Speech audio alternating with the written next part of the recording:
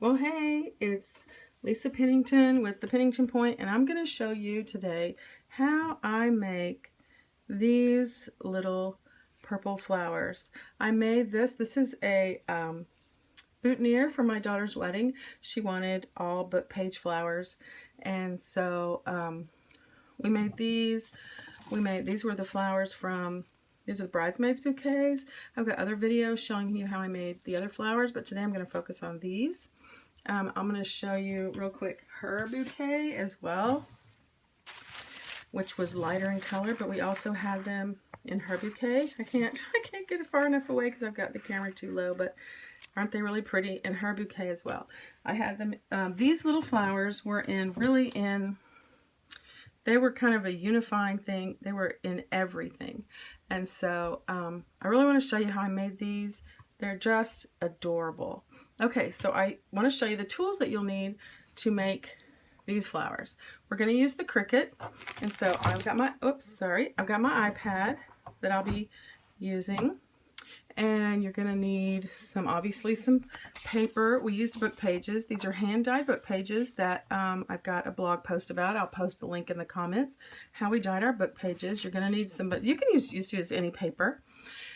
Not really cardstock, but just any paper. You need some floral tape. You'll need some scissors. You'll want some hot glue. You need some glue sticks and a glue gun.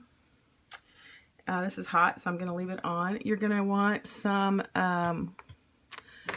wire cutters. And for the way I'm going to do it, you're going to need just some scraps of cardstock. And then you need a junky,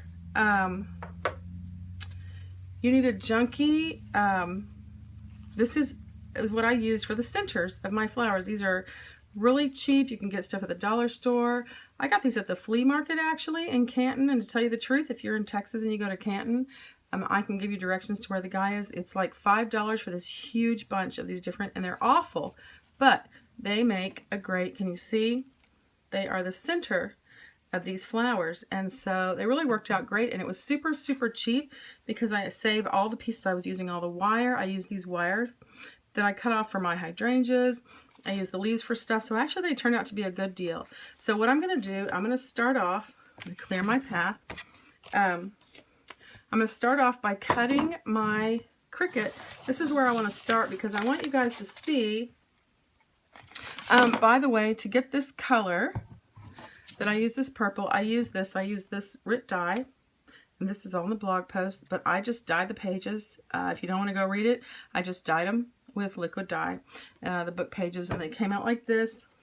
And then I have all variety of different shades depending how much dye you put in. So we're going to open our Cricut app. I'm going to show you how to do this because this is the fun part. This is the part that is so easy. Okay, so we're going to open it up, and we clicked on create a new image, and now I'm going to click on here down where it says image, and then I'm going to type in, there'll be different stuff on here every time, but I'm going to type in 3D flower. Oh, sorry about that. Flower. Search. And it's going to bring up all these flowers. Okay. The one that I want is, I think, is this one right here. This is what I used. But really, to do this technique, you can use any of them that are like this with this opening. And there are a whole bunch more that are similar. There's these two. You would get a different kind of petal, but those would be super cute. I think there's a few more. There's another one if you want more petals. So, oops, I accidentally picked too many things. And I don't know where they are again, so I'm just going to X out of them. I clicked go. We're gonna get rid of these things. All right, so that's what I'm gonna use. Now, I do not want this. You can tell if you hold it up here, or if you click on edit, this thing comes out like 5.5 inches wide. I do not want it that wide. I want it about 2 inches wide. So I've got it selected. I'm gonna click on edit, and then right here I can just tell it to make it 2 inches wide. I click the 2, and then it proportionately reduces it. Now for these, I used 2 of these per flower. When you want to do more than one of the exact same thing, you click on actions, and as long as it's selected, you can just duplicate it and it'll make another one. It's really that simple. This is all you're cutting out on the Cricut, and you don't even have to separate those once it puts it onto the mat. I don't know if you can see it or not, but it shows both of them and it separates it for you. Now I've already cut these out, but you just click continue and it'll talk you through cutting it out. I've already cut them out on my mat, and I want to talk to you a little bit about book pages, because book pages are super hard to cut with the Cricut. I cut these out. I've got my clear over it. That's why I can set this down. What we discovered is this mat is super used. It's barely sticky. But you need to either do that if you're going to use your Cricut, or use a lightweight. There's a light stick. This is called a standard grip mat. There's a light grip mat that's kind of a blue color. Book pages do not do well on Cricut mats. They're too, like, I don't know what you call it, linty, like their paper is not pressed really tightly, and so they're hard to get off.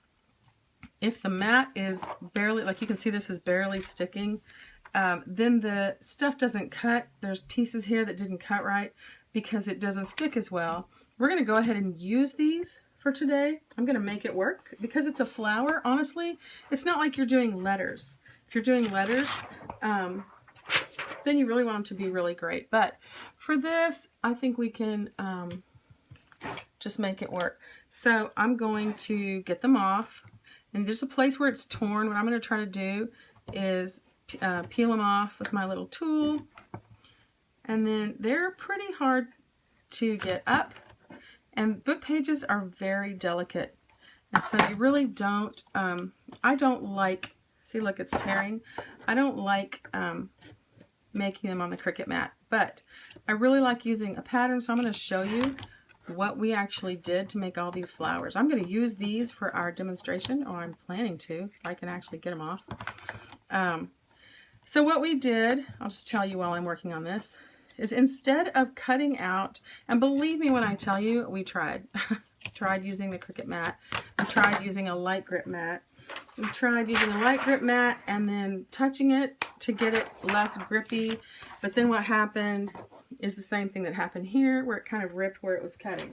So this is what we did instead. Instead of cutting the book pages directly on our Cricut mat, we took that scrap of cardstock that I showed you earlier you might want to use, and we cut patterns out of cardstock with our Cricut.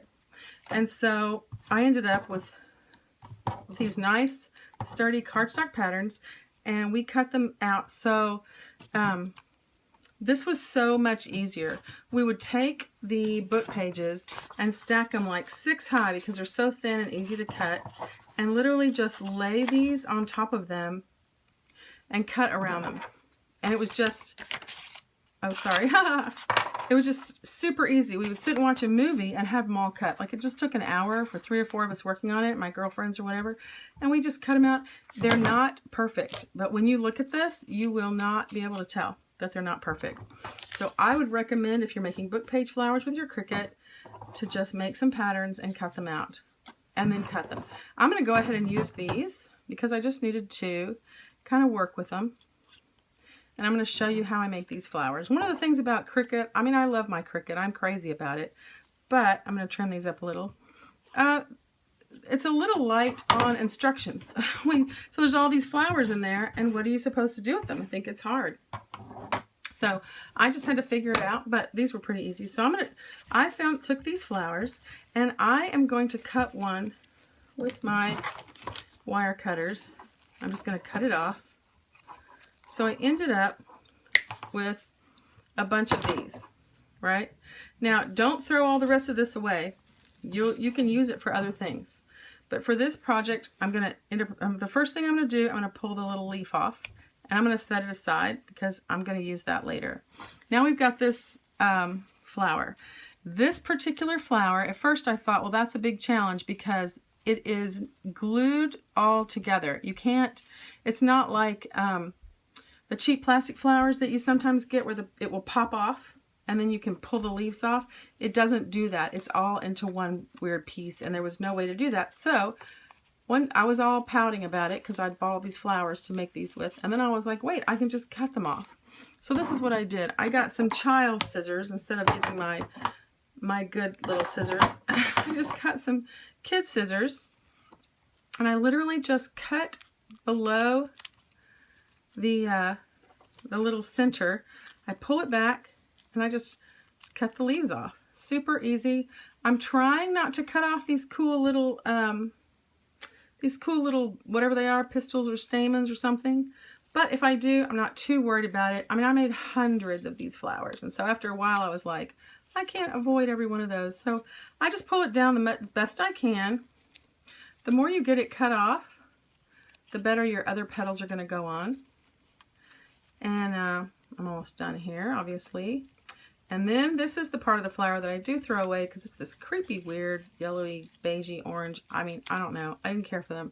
Okay, now some of that is still on there, but it's nothing to worry about. We're just going to throw all that away. Get out of our way. Okay. The next thing, so now we have this middle. We have a leaf. We have two pieces. This is going to be our flower. So we're done with these scissors now.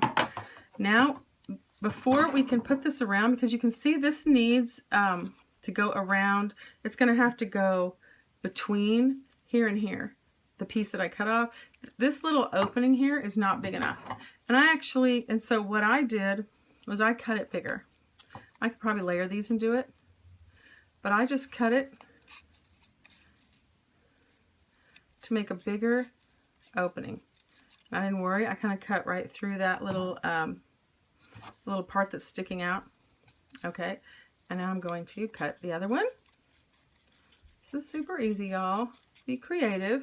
You're not stuck with what Cricut gives you. Okay, now the last thing I really like was I take a stamp pad. This is just a cheap little kid stamp pad. And I just rubbed it on the edges of, I'm literally just rubbing it, kind of inking up the edges. I'm going to do it especially here where I ripped it, where it ripped by the machine. And I just chalked up the edges of these, or I guess inked up the edges of these petals. I think it gives them an extra little something something, which I really like. Okay, so, I mean, you don't notice it specifically, but I think you'd notice if it wasn't there. It adds a nice little extra touch. Okay, now we're going to glue this around. I'm going to try to get the petals to go in between here. So I'm going to kind of pull it apart and kind of stick it on. You have to work this a little with your fingers. Just kind of get it where you're working with it.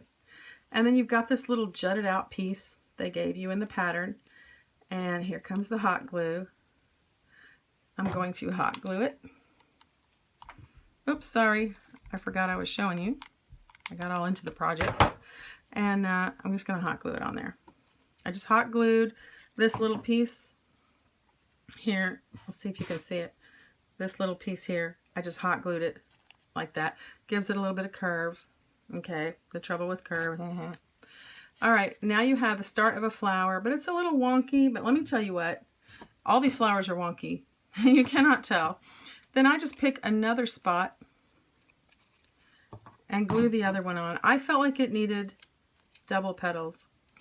It's not super easy to get that on, so give me a second. The second layer is a little harder to get on than the first, and sometimes it would happen that I just really couldn't get the second layer of flowers to connect on the bottom.